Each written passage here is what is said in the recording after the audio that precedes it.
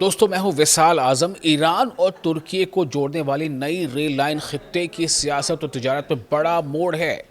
ترکی ایران قربت میں اضافہ نئی ریلوے سے مشرق وسطیٰ کی طاقت کے توازن پر کیا اثر پڑے گا؟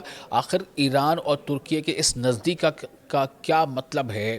اور کئی طرح کی چرچا اس کو لے کر کے گرم ہے، چونکہ جیسا ابھی بہت زیادہ چرچا میں یہ ہے مسلم نیٹو، اس کے ساتھ ہی جس طرح سے ابھی ترکی کی اسرائیل کے ساتھ کافی بیانی جنگ جاری ہے، ان تمام حالات کے بیچ یہ جو ڈیولپمنٹ ہے کافی اہم ہے۔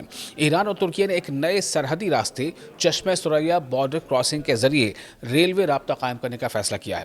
اس منصوبے کے تحت ایران کے خوارزان، تبریز، مرند اور چشمہ ثریا کو ریلوے نیٹ ورک سے جوڑا جائے گا۔ مرند نام ہے، جس کے بعد یہ لائن ترکی کے ریلوے نظام سے منسلک ہو جائے گی۔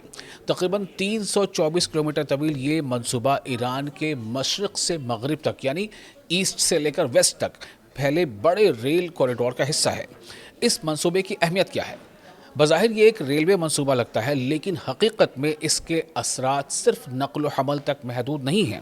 یہ لائن ایران کو ترکی کے ذریعے یورپ تک بہتر زمینی رسائی دے سکتی ہے، جبکہ ترکی کو ایران اور وسطی ایشیا یعنی سینٹرل ایشیا کے بازاروں تک آسان پہنچ حاصل ہوگی۔ اس سے دونوں ملکوں کے درمیان تجارت سستی اور تیز ہو سکتی ہے۔ سامان کی ترسیل سڑکوں کے مقابلے میں ریل کے ذریعے کم لاگت پر ممکن ہوگی، جس سے دونوں ملک اپنے تجارتی حجم میں اضافہ کر سکتے ہیں۔ لیکن اس ریلوے لائن کی اسٹریٹجک اہمیت بھی ہے۔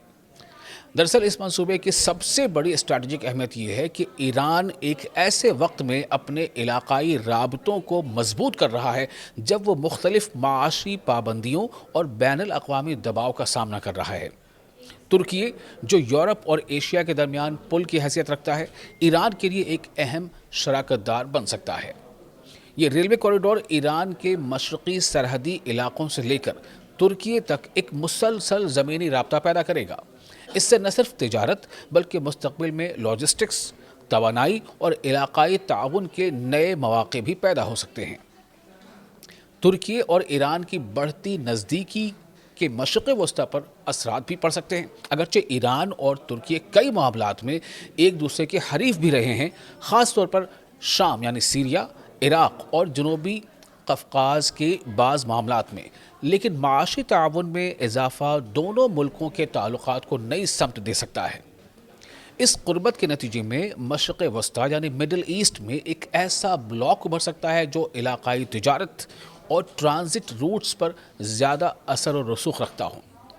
ترکی اپنی جغرافیائی حیثیت اور ایران اپنے جغرافیائی محل وقوع اور توانائی کے وسائل کی وجہ سے مل کر ایک مضبوط اقتصادی راہداری تشکیل دے سکتے ہیں۔ اس تعاون سے خطے کے دوسرے ممالک، خصوصاً خلیجی ریاستوں کو بھی اپنے تجارتی اور اسٹریٹجک منصوبوں پر نظر ثانی کرنا پڑ سکتی ہے۔ مغربی ممالک کے لیے اس کے نتائج۔ دراصل مغربی ممالک یعنی جتنے ویسٹرن کنٹریز ہیں، خاص طور پر امریکہ اور یورپی اتحادی اس پیش رفت کو غور سے دیکھیں گے۔ ایک طرف یہ منصوبہ خطے میں تجارت اور رابطوں کو فروغ دے سکتا ہے، لیکن دوسری طرف ایران کو معاشی طور پر زیادہ متبادل راستے بھی فراہم کر سکتا ہے۔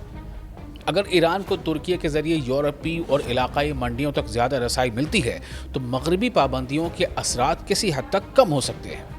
یعنی ڈونلڈ ٹرمپ جو کہہ رہے ہیں یا جو دھمکیاں بار بار دے رہے ہیں کہ ایران کو اکنامکلی پوری دنیا میں الگ تھلگ کر دیں گے، اکنامکلی اس پر زبردست سینکشنز لگا دیں گے، تو اس کی کاٹ کہیں نہ کہیں ایران نے کئی طرح سے ڈھونڈ لی، ان میں سے ایک کاٹ یہ بھی ہے۔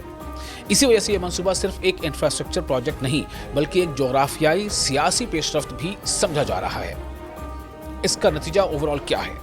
خلاصہ یہ ہے کہ ایران اور ترکی کے درمیان نئی ریلوے لائن صرف ریل کے چند 100 کلومیٹر کا منصوبہ نہیں بلکہ مشرق وسطیٰ یعنی مڈل ایسٹ میں تجارت، علاقائی طاقت کے توازن اور بین الاقوامی سیاست پر اثر ڈالنے والی اہم پیش رفت ہے۔ اگر یہ منصوبہ کامیابی سے مکمل ہو جاتا ہے تو دونوں ملکوں کے تعلقات مزید مضبوط ہوں گے اور خطے میں نئی اقتصادی و اسٹریٹجک صف بندیاں سامنے آ سکتی ہیں۔ آپ کو یہ خبر کیسی لگی؟ اس بارے میں آپ اپنے تاثرات ہمیں کامنٹ باکس میں ضرور شیئر کریں، اور ویڈیو پسند آیا ہو تو لائک اور شیئر بھی کریں۔